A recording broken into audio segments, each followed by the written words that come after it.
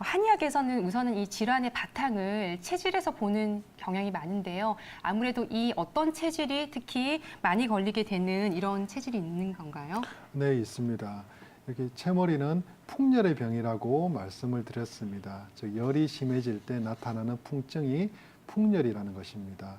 사상 체질 중에서 이런 열에 민감한 체질이 소양인이라는 체질이 굉장히 좀 민감합니다. 우리 사상 체질이 이렇게 잘 알고 계실 텐데요. 태양인, 태음인, 소양인, 소음인 많이 들어보셨을 겁니다.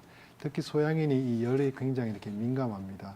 그래서 소양인들이 건강이 좋아지지 않을 때나 아니면은 몸 상태가 좋아지지 않을 때 이런 열 증상이 잘 생기게 되는데요. 이런 소양인이 열에 민감하기 때문에 이런 풍열의 병에 노출될 가능성이 굉장히 높습니다. 그래서 한의원에서는 소양인, 소음인, 태음인 순으로 이런 채머리증을 앓을 가능성이 굉장히 높습니다. 네, 소양인 체질분들이 가장 취약하군요, 새머리증에. 네, 그렇습니다. 연세 드신 분들 중에 이렇게 머리를 떨거나 이 손을 떠는 이런 진전증이라고 하죠. 이런 증상들 중에 파킨슨병이 있습니다. 네, 네. 이 파킨슨병에 의한 진전증하고 지금 네네. 우리 양 원장님이 말씀하셨던 그 채머리증, 네네. 이 어떤 차이점은 분명히 있을 것 같은데. 네, 그럼요. 아주 큰 차이점이 있습니다. 파킨슨병은 뇌 흑질에 어떤 도파민의 신경세포가 줄어들면서 어떤 안정시 떨림, 가만히 있을 때 떨림이 나타나는 것이죠. 가만히 있을 때 떨림이 나타나고, 그리고 움직임이 굉장히 천천히 나타나는 서동증, 그리고 근육과 관절의 어떤 경직, 그리고 이런 자세의 불안정, 중력에 저항하기 위한 자세의 불안정이 나타나는 퇴행성 질환입니다. 그리고 파킨슨병 같은 경우는 떨림 상태가 원래 주증은 아닙니다. 주증은 아니고 그냥 이렇게 서동증이라든지 자세 불안정이라든지 그리고 어떤 근육과 관절의 경직 자체가 이렇게 더 많이 이렇게 주증으로 이렇게 나타나게 되는데요. 그리고 이런 파킨슨병 같은 경우는 MRI나 PET 상으로 뇌 흑질의 신경세포가 죽어가는 것이 정확하게 보입니다. 그런데 우리가 흔히 알고 있는 채머리라는 본태성 떨림은 그런 MRI 상으로 전혀 이렇게 아무것도 아무 이상도 찾아볼 수가 없습니다. 증상으로 볼 땐 또 약간 이렇게 유사한 점이 있는데요. 앞서 파킨슨병을 제가 말씀드릴 때 안정시 떨림이라 말씀드렸습니다. 즉 가만히 있을 때 휴식을 취할 때도 이런 떨림이 나타나는데 주로 이렇게 손에 한 손으로 떨림이 나타난다면은 이런 파킨슨병일 가능성이 높습니다.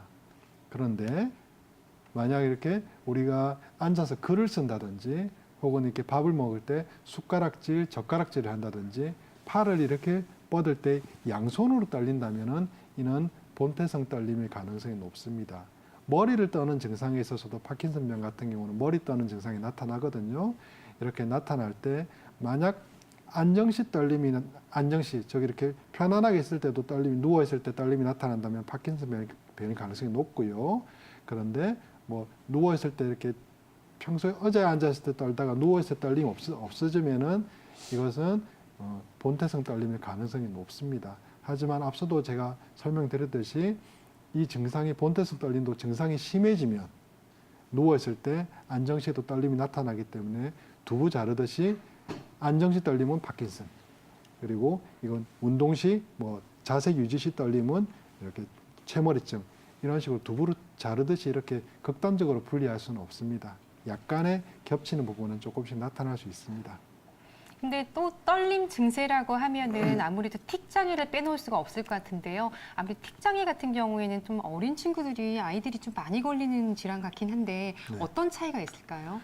네, 틱장애와도 아주 큰 차이가 있는데요. 틱장애 같은 경우는 우리 어린 아이들이 뭐 눈을 찡긋하거나 아니면 어깨를 으쓱한다든지 아니면 고개를 움직인다든지 작게는 눈꺼풀 움직임에서부터 많게는 머리, 몸 전체를 이렇게 반복적으로 아주 순간적으로 움직임이 나타나는 것인데요.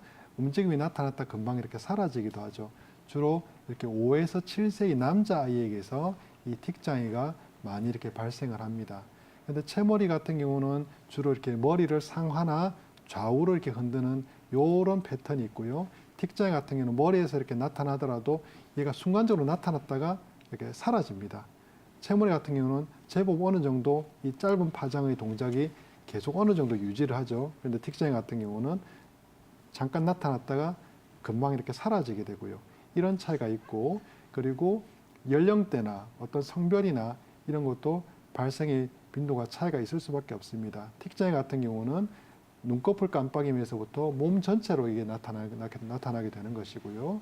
그리고 본태성 떨림, 채머리 같은 경우는 어떤 머리만 떠는 증상이 나타나고, 뭐 사춘기에서부터도 나타나기도 하지만은 주로 이렇게 연령대가 올라갈수록 이 증세가 더 심해지는 특징이 있기 때문에 이런 연령대나 이런 움직임의 특징에 있어서 좀 차이가 많이 난다라고 볼 수 있습니다. 네, 그렇군요. 오늘 수요 건강 스페셜 우리 양재원 원장님 모시고 채머리에 대한 이야기를 나눠보고 있습니다. 방송을 시청하시면서 채머리 증상이 있으시고 또 채머리와 관련해서 궁금하신 점이 있으시면 지금 바로 02-2000-4959로 전화 주시면 자세한 상담이 가능합니다. 그럼 저희는 잠시 후에 채머리 치료법으로 다시 돌아오도록 하겠습니다.